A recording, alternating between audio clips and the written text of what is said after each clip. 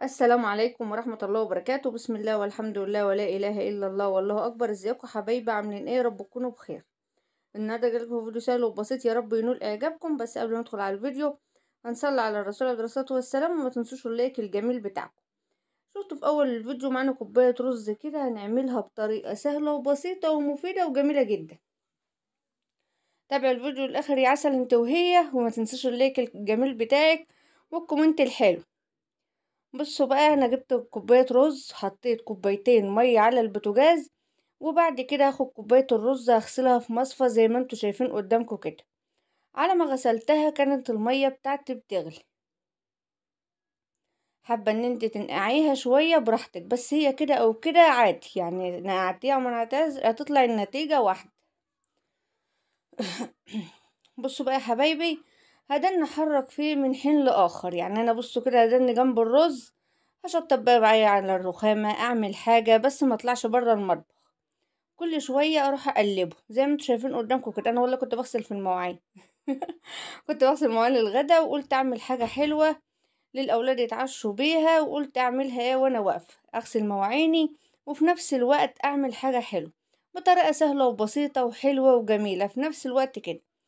هنسيبها لما شربت الكوبايتين الميه، يبقى كوبايه رز شربت كوبايتين ميه، وفي نفس الوقت لما بتشرب الكوبايتين الميه بتلاقي الرز بتاعك فشر وبقى مستوي وزي العسل. حط اللايك يا عسل انت وهي.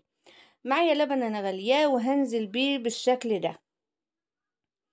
هنزل باللبن بتاعي، وطبعا اللبن ده بخير وبيبقى فيه قشطته وبيبقى ايه كريمي كده وزي الفل. انا عايزه اكل حبه رز بلبن كلتهم ايه لبن كده وكريمي وعسل، مش هعملهم الا في الحل.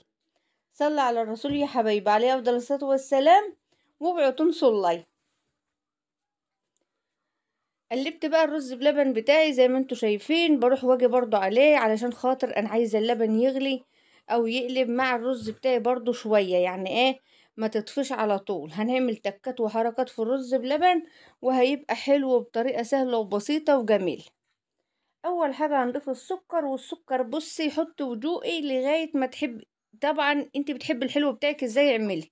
في ناس بتحب الحلو مسكر قوي، في ناس بتحبه هادي، يعني تبع رغبتك، يعني تبع الرغبه اللي انت حباها.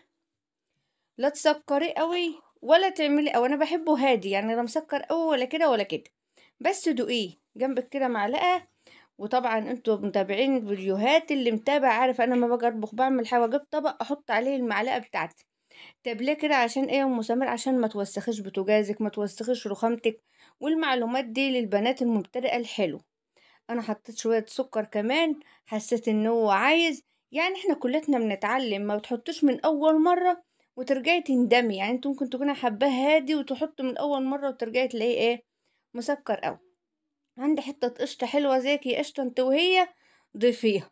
طب انا ما عنديش قشطه، ضيفي حبه كريم شانتيه. ما عنديش كريم شانتيه، ما تضيفيش، ضيفي معلقه سمن. ما انتش حابه عايزاه خفيف ما تضيفيش، برضو النتيجه حلوه وزي العسل. كلها تكات وحركات من عندنا. انا ضفت دلوقتي ايه معلقتين جوز الهند. طبعا كل الحاجه بيضه مش باينه، يعني القشطه نزلتها بيضه، ال- الجوز الهند بيضه، والاضاءه بتبقى ايه يعني في الابيض بتبقى معكوسه شويه. قلبي بقى، كل ما تضيفي حاجة تلاقيه بيتقل معاكي، وكل ما يقلب معاكي يتقل معاكي الرز. انتوا عارفين ان هو بيبقى فيه نشا وبيبقى منشي، فكل ما بيقلب بايه بيتقل معاكي. جبت معلقتين اتنين بس من النشا، علشان انا عايزه اربط بس الرز بتاعي وبيبقى زي الفل. طب انا ما بحبش النشا، خلاص اطفي البوتاجاز وغطيه وسيبيه قيمة ساعة، وبعد كده قلبيه تقليبة واحدة على نار هادية وعلى كده. على فكرة يا بنات، الرز بتاعي من ساعة ما حطيت له اللبن على نار هادية، واخدين بالكم؟ يعني انا مولعة البوتاجاز، الرز لما نزلته في المية كانت النار عالية، وقت ما قلب وطيت عليه، وقت ما حطيت اللبن وطيت عليه، كله بيقلب على نار هادية. طب على نار هادية ليه؟ ان عارفين ان اللبن بتلسع، لو انت عليت بوتاجازك هيتحرق منك وهيبقى ايه مر معاك ومش هيبقى حلو.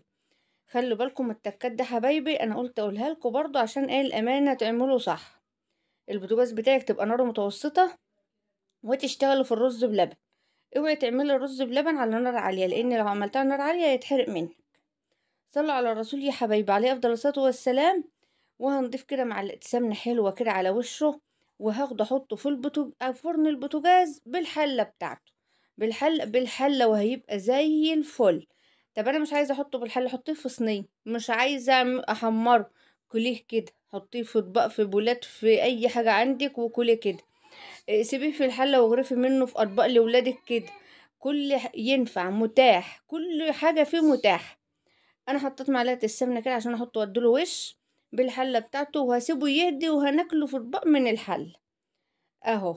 شوفوا بقى الشكل والحلاوة والجمال، حاجة كده عسل. حط اللايك يا عسل انت وهي. واللي وصل معايا لحد كده ما ينسانش في اللايك والشير وفعل الجرس عشان يوصل لكم كل جديد من مطبخ فتحية فايد. واتمنى النهارده يكون الفيديو بتاعنا سهل وبسيط وبيعجبكم.